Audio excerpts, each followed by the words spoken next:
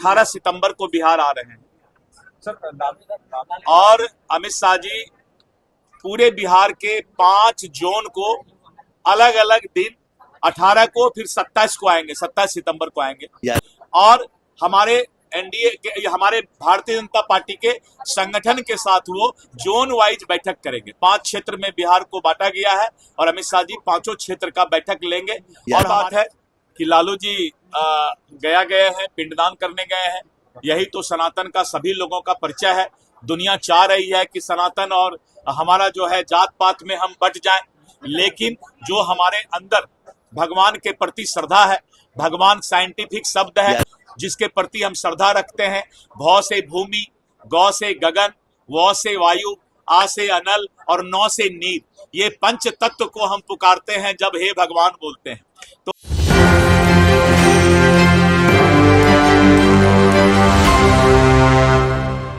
नमस्कार, आप देख रहे हैं इस वक्त एक न्यूज़ 24 और मैं हूं आपके साथ अनन्या सहाय। देखिए, बड़ी खबर इस वक्त भाजपा से आ रही है। दिलीप जायसवाल ने अपनी बातों में कहा है कि 27 सितंबर को यहां बिहार की धरती पर गृह मंत्री अमित शाह आने वाले हैं और वो जो है वो बिहार के लोगों को कई तरह की सौगातें देंगे। साथ ही साथ लालू यादव के गया जी जाने पर भी बातें कही है दिलीप जायसवाल ने और ये भी कहा है कि तुष्टीकरण की राजनीति करते हैं ये लोग। जब वो वोट लेना होता है तो एक आध दिन के लिए इस तरह की चीजें भी करने लगते हैं। सबसे पहले हम आपको सुनाते क्या कुछ कहते नजर आ रहे हैं दिलीप जायसवाल। अच्छी बात है कि लालू जी गया गए हैं, पिंडदान करने गए हैं। यही तो सनातन का सभी लोगों का परिचय है। दुनिया चाह रही है कि सनातन और हमारा जो है जात पात में हम बट जाएं, लेकिन जो हमारे अंदर भगवान के प्रति श्रद्धा है, भगवान साइंटिफिक शब्द है जिसके प्रति हम श्रद्धा रखते हैं। भौ से भूमि, गौ से गगन, वौ से वायु, आ से अनल और नौ से नीर, ये पंच तत्व को हम पुकारते हैं जब हे भगवान बोलते हैं। तो सभी लोगों को जो है अपना सनातन के प्रति श्रद्धा व्यक्त करने का अधिकार है और लालू जी गए, ये भी अच्छी बात है। शिक्षा मंत्री का नहीं, वो तो वोट लेने के लिए देखिए है क्या, जब किसी तुष्टीकरण में आकर के वोट लेना होता है तब ये लोग एक आध दिन के लिए गाली वो क्या कहते हैं उसको, बीच बीच में कभी कभी ऐसा करते हैं वोट लेने के लिए, लेकिन जो दिल में है वो तो है ही सबके।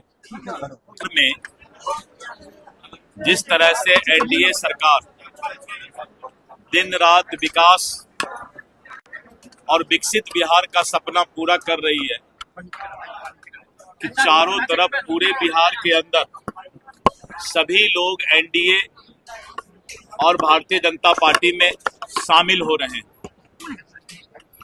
आपने देखा कि जिस तरह से बिहार के सभी जिला में एनडीए कार्यकर्ता सम्मेलन हुआ और इस एनडीए कार्यकर्ता सम्मेलन क्या जो चट्टानी एकता हमारा था और जो आगाज हमने आगे विधानसभा चुनाव के लिए किया, एनडीए ने फिर फैसला लिया कि प्रत्येक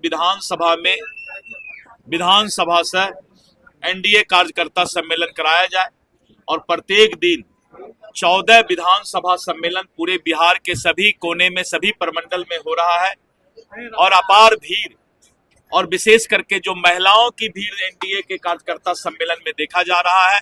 हम लोग खुद आश्चर्यचकित हैं कि नीतीश कुमार जी ने जो महिलाओं के सशक्तिकरण का काम किया है। पहले हम लोग जब भी सभा करते थे, चाहे पक्ष हो या विपक्ष हो, तो 50-100 महिलाएं किसी थी, लेकिन अब एनडीए के कार्यकर्ता सम्मेलन में 50% से ज्यादा महिलाएं की भागीदारी हो रही है।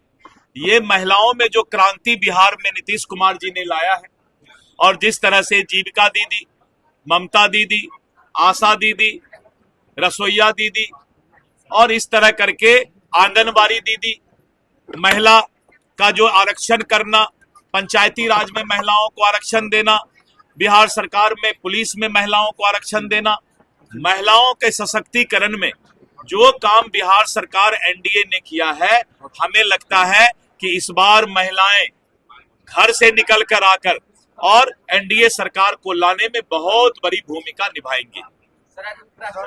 देश के महामहिम उपराष्ट्रपति महोदय का चुनाव हो रहा है और एनडीए के जो उम्मीदवार हैं और भारी बहुमत से उनकी जीत दर्ज होगी और हमारे एनडीए के जो उम्मीदवार हैं वो उपराष्ट्रपति पद के लिए भारी बहुमत से जीतेंगे। तेजस्वी यादव कह रहे हैं कि दबाव में है सरकार, इसलिए योजनाओं को चुनाव से पहले लागू कर रही है। मेरी जो सोच है, विकास करना अगर दबाव है, योजनाओं को लागू करना अगर दबाव है, इसका मतलब है कि वो हिम्मत हार रहे हैं।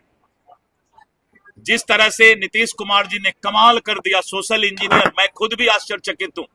बीजेपी का प्रदेश अध्यक्ष होने के नाते मैं खुद आश्चर्यचकित हूं कि नीतीश कुमार जी ने प्रगति यात्रा में जो घोषणा किया, आश्चर्य है कि 15 दिन के अंदर कैबिनेट बुला करके उसके लिए पैसा आवंटित करना और उसकी स्वीकृति तकनीकी तरीके से कैबिनेट से कर दिया, और उसके ठीक 15 दिन बाद आप प्रत्येक जिला में जा करके सभी योजनाओं का शिलान्यास और उद्घाटन कर रहे हैं।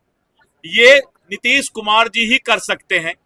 अब विपक्ष इससे ज्यादा क्या बोल सकता है कि सरकार इतना जल्दी कैसे काम कर रहा है। विपक्ष को यही अब चिंता है कि सरकार में इतना रफ्तार कैसे आ गया काम का। तो रफ्तार सरकार बिहार, विकसित बिहार होगा।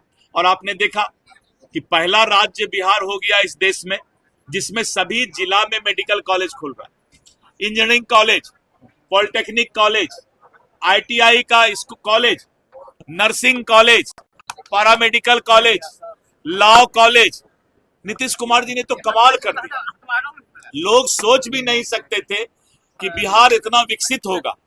और प्रगति यात्रा को अमली जामा पहना करके नीतीश कुमार जी ने जो सोशल इंजीनियर के रूप में अपने आप को पेश कर दिया, सारा विपक्ष अब ढेर हो गया। विकास का एक लंबा लकीर इन्होंने खींच दिया और बचा खुचा जो काम है, आज उन्होंने एक बहुत बड़ा काम कर दिया कि बिहार के अंदर प्रत्येक प्रखंड में 5 एकड़ जमीन में जो गाय है, गाय को चरने का और उनका पालन पोषण करने के लिए सरकार ने फैसला ले लिया। गाय हमारी माता है और गाय के लिए इतना बड़ा फैसला हुआ।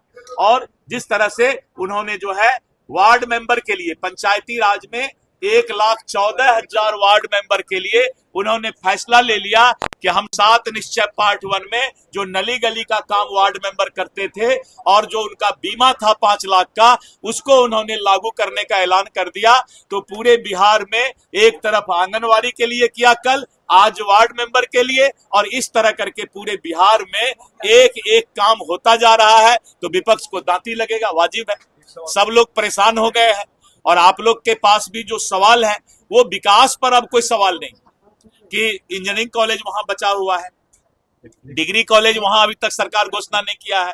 और अब तो प्रधानमंत्री नरेंद्र मोदी जी आ रहे हैं और नरेंद्र मोदी जी आकर के चौथा एयरपोर्ट जो पूर्णिया का बड़ा एयरपोर्ट बनकर तैयार है उसका उद्घाटन करने जा रहे हैं। पटना में मेट्रो चलेगा और इस तरह करके क्या क्या हो रहा है। बिहार विकसित कर रहा है, विकास की नदियां बिहार सरकार ने बहा दिया है। अमित शाह भी तो जैसा कि आपने कहा, भाजपा प्रदेश अध्यक्ष दिलीप जायसवाल ने अपनी बातों से साफ किया है कि अमित शाह जी बिहार आ रहे हैं और उनके लिए ये बहुत खुशी का, बहुत सम्मानित दिन है। और साथ ही साथ वो कार्यकर्ताओं से भी मिलेंगे, लोगों से रूबरू भी होंगे। और साथ ही में उन्होंने ये भी कहा है कि राष्ट्रपति चुनाव कब, उपराष्ट्रपति चुनाव के पद के लिए जो जिस तरह से इलेक्शन आने वाले हैं उसमें एनडीए को भारी बहुमत से जीत मिलेगी। अब देखना ये है कि जिस तरह की बातें दिलीप जायसवाल कर रहे हैं, जिस तरह के दावे वो ठोक रहे हैं, उस पर कितनी ज्यादा सच्चाई है और आगे का रिजल्ट क्या आता है। सारी खबरें हम आप तक पहुंचाते रहेंगे। हमारे साथ बने रहिए और देखते रहिए न्यूज़ 24। धन्यवाद।